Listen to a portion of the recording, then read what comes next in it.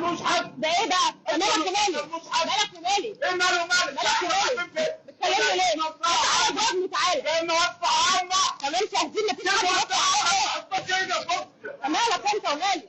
انا كلمته. ارجع الرجاله كلها قاعده مع ايه الجنان ده؟ افرض كلام خالص. ايوه يلا. بطلوا تحترموا الناس. وايه كمان؟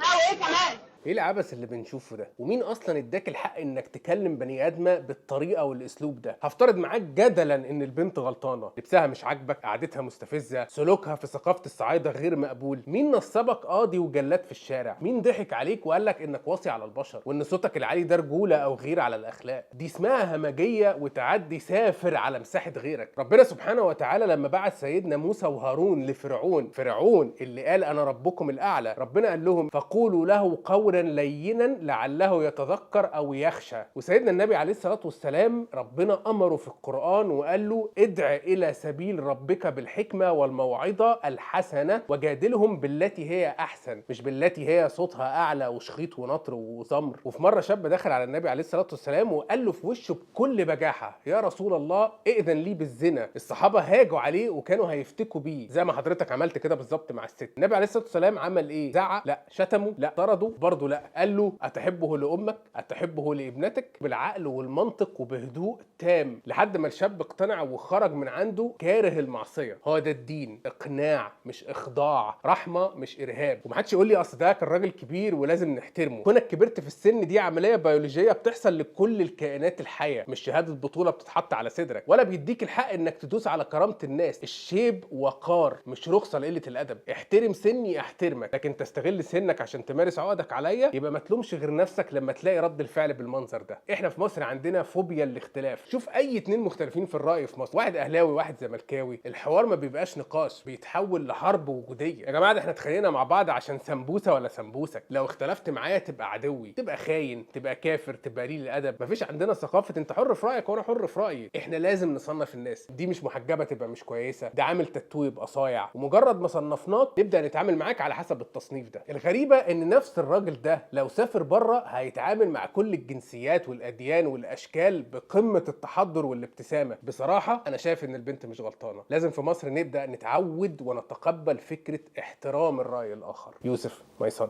I love you. السلام عليكم.